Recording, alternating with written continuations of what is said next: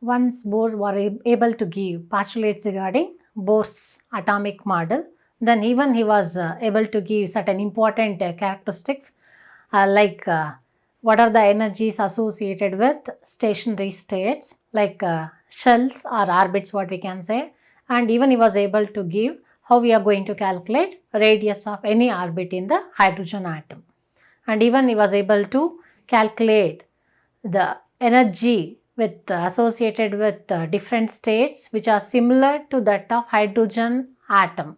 That means the species which are having only one electron like hydrogen. Like we can say, example, after hydrogen, next element in the periodic table with atomic number that is hydrogen, it is having 1. Then after hydrogen, helium, it is having atomic number 2. If you remove one electron from helium, it will become He+.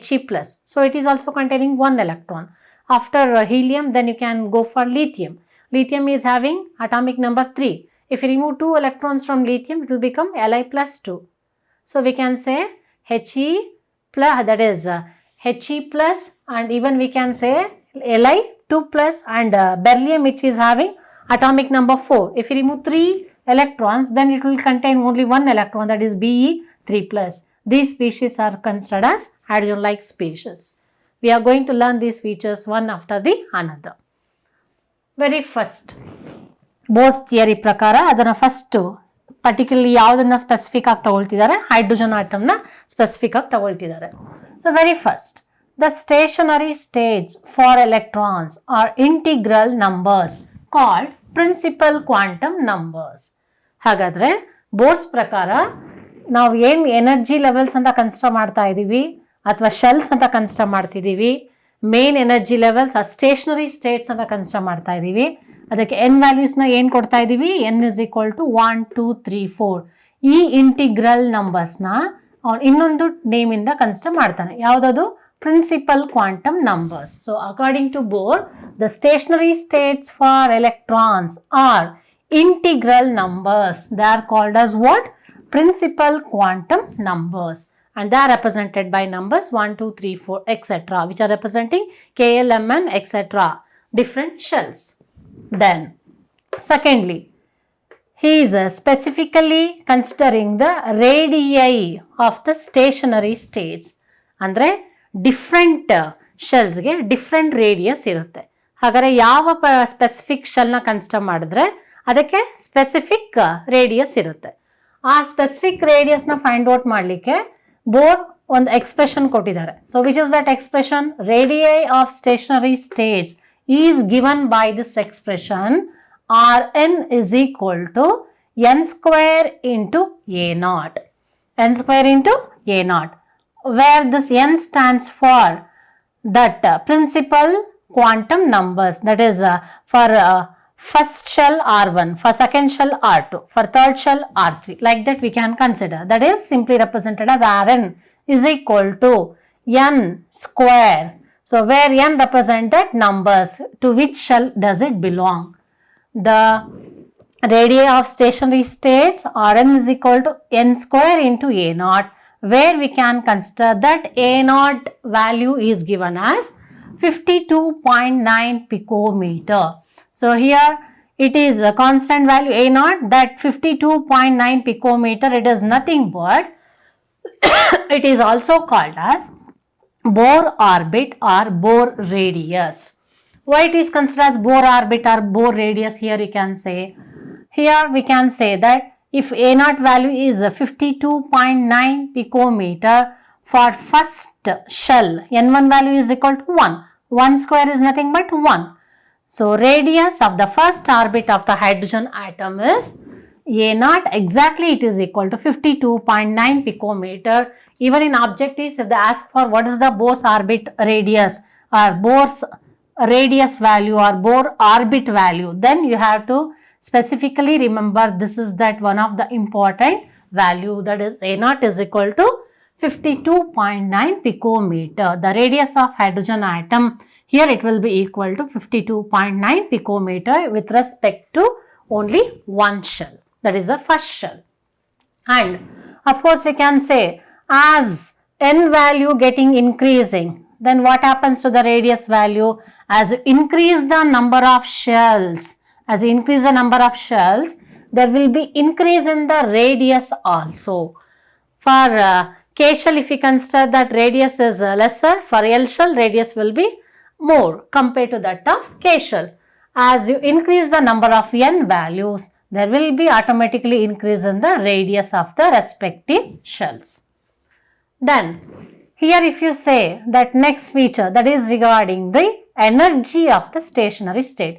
Once ನೀವು radius find out ಮಾಡಲಿಕ್ಕೆ ಈ expression ನೆನ್ಪಿಟ್ಕೊಂಡ್ರೆ, ಅದೇ ಥರ ಯಾವುದೇ ಒಂದು specific shell ಅಥವಾ orbit ಅಥವಾ stationery state ಅಂತ ಏನು ಕರಿತೀವಿ, ಡಿಫ್ರೆಂಟ್ ಆರ್ಬಿಟ್ಸ್ಗೆ ಡಿಫ್ರೆಂಟ್ ಎನರ್ಜಿ ಇರುತ್ತೆ. ಹಾಗಾದರೆ ಯಾವುದಾದ್ರೂ ಒಂದು ಸ್ಪೆಸಿಫಿಕ್ ಸ್ಟೇಷನರಿ ಸ್ಟೇಟ್ ಅಥವಾ ಶೆಲ್ಗೆ ಎಷ್ಟು ಎನರ್ಜಿ ಇದೆ ಅಂತ ಫೈಂಡ್ ಔಟ್ ಮಾಡಬೇಕಂದ್ರೆ you have to use this expression that is given by Bohr. So what expression he is considering here? En is equal to minus RH into 1 by n square. 1 by n square. Here we can consider, once again we can say that here n representing the shell numbers or the orbit numbers. It varies from 1, 2, 3 up to the infinity. So electron excitation state ಹೋದಾಗ ground energy level first ಅಂತ consider ಮಾಡಿದಾಗ ಅದು first ಎನರ್ಜಿಯಿಂದ second jump ಆಗ್ಬೋದು, third jump ಆಗ್ಬೋದು, fourth, fifth, six, like we can go far up to infinity. Here now En is equal to minus RH 1 by n square ಅಂತ ಕೊಟ್ಟಿದ್ದಾರೆ.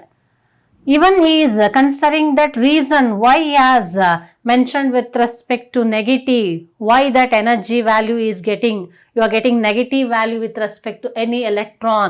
Here specifically in case of hydrogen we can take as example. Here in case of first energy, that is energy of the stationary state, that is E1 is equal to, what is that RH stands for? RH stands for Rydberg constant. ಈಗ ಮತ್ತೆ ನೀವು ಇನ್ನೊಂದು constant value ನೆನ್ಪಿಟ್ಕೋಬೇಕು. ಯಾವ expressions ಅಲ್ಲಿ constant values ಬರುತ್ತೆ ಆ ಎಲ್ಲ constant values ನೀವು ನೆನ್ಪಿಟ್ಕೋಬೇಕು. So here what is that Rydberg equation ಅಲ್ಲಿ RH ವ್ಯಾಲ್ಯೂ ಬರುತ್ತೆ, that is different value. But here this is Rydberg constant in the Bohr's expression with respect to energy of the stationary state. ಹಾಗಾದ್ರೆ ಇಲ್ಲಿ ಬೇರೆ value ಇದೆ. ಏನದ? Rydberg constant value 2.18 into 10 power minus 18 joules.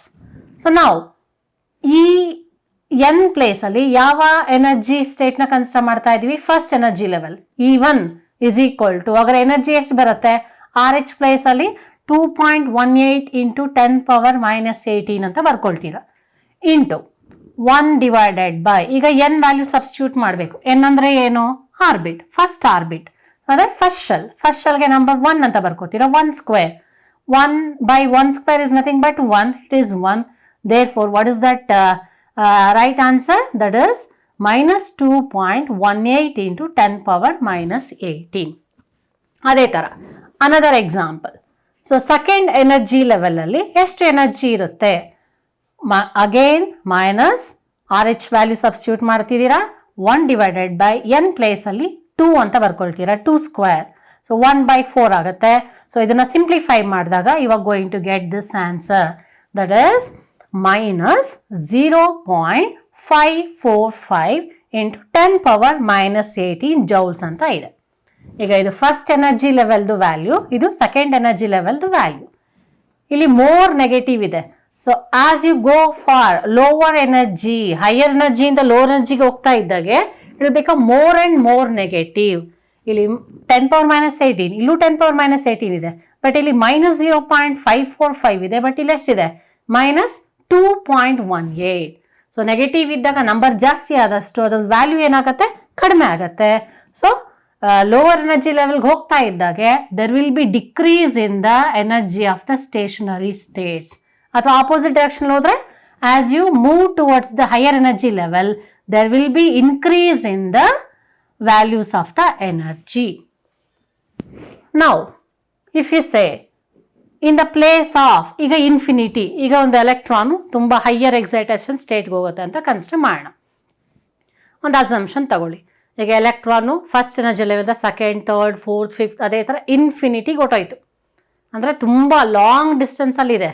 ಅದಕ್ಕೆ almost bonding towards nucleus is almost nil ಅಂತ consider ಮಾಡೋಣ. ಆಗೇನಾಯಿತು, it is almost at the resting position.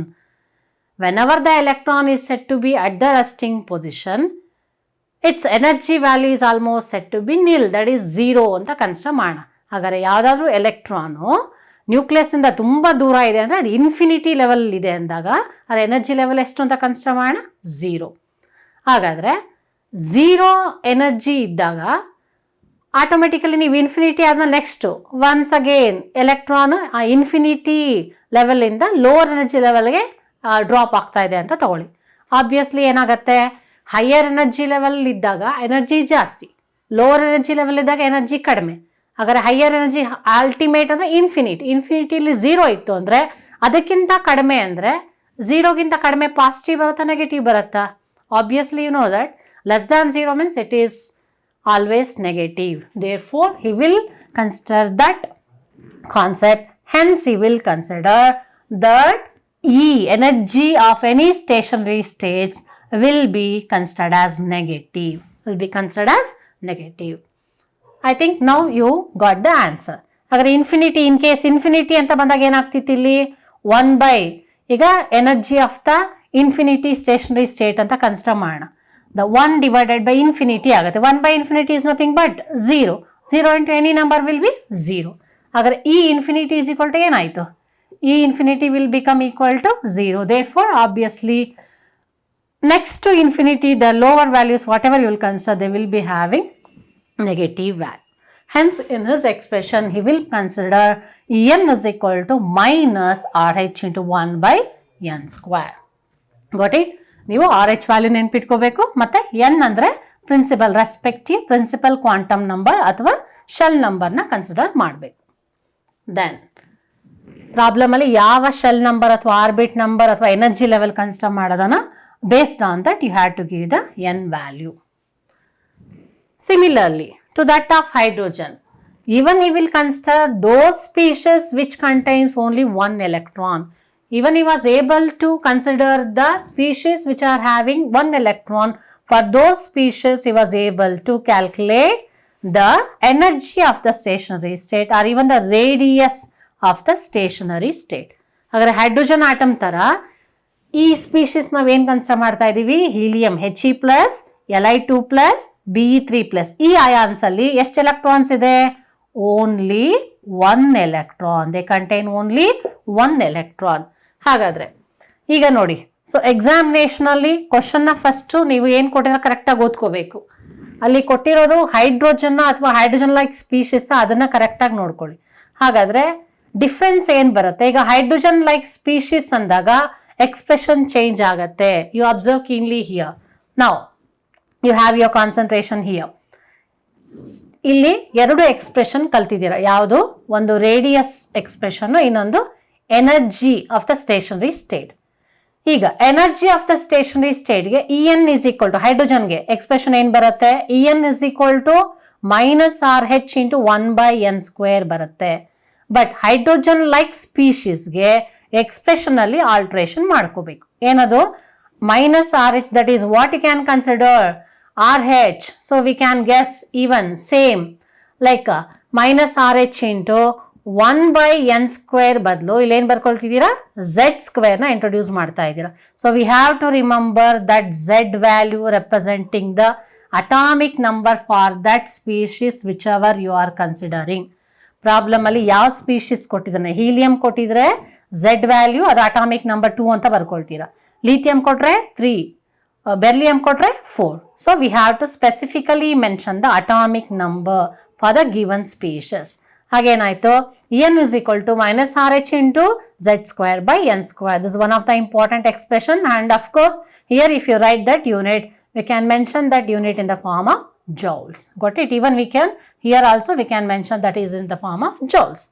And En is equal to RH value as usual same. ಇಲ್ಲಿ ಏನಿದೆ constant value 2.18 into 10 power minus 18 into Z square divided by n square into J. Like if with respect to radius, ರೇಡಿಯಸ್ಗೆ expression ಏನು ಬರ್ಕೊಂಡಿದ್ರಿ hydrogen ಆಟಮ್ಗೆ rn is equal to n square a naught ಇದೆ. But ಇಲ್ಲೇನಾಯಿತು n square a naught ಹಾಗೆ ಇದೆ, but ಒಂದು ಟರ್ಮ್ನ ಇಂಟ್ರೊಡ್ಯೂಸ್ ಮಾಡ್ತೀರಿ, ಯಾವುದದು z. So we can say that z here rn is equal to n square into a naught, but here rn is equal to n square into a naught same but divided by z.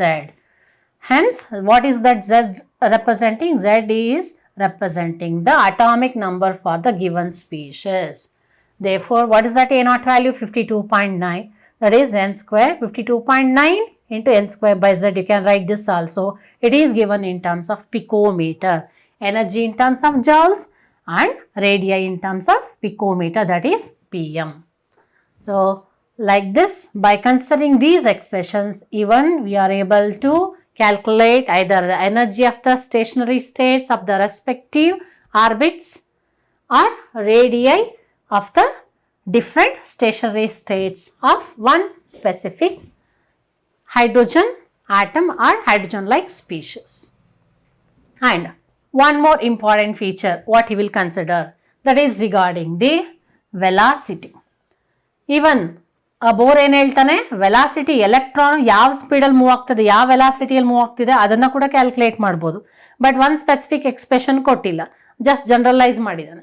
So what he has generalised here, the magnitude of the velocity of electron increases with increase in the positive charge of the nucleus.